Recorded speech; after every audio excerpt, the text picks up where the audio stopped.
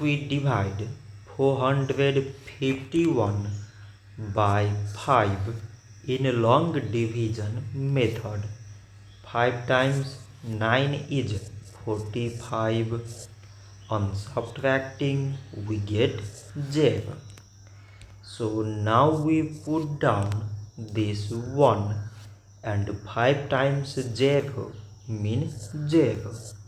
On subtracting we get 1.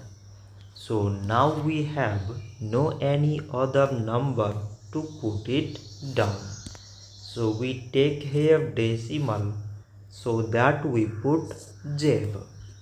So it is 10 and 5 times 2 is 10. On subtracting we get 0. So 451 divided by 5 is 90 decimal 2. So this much for today and thanks for watching.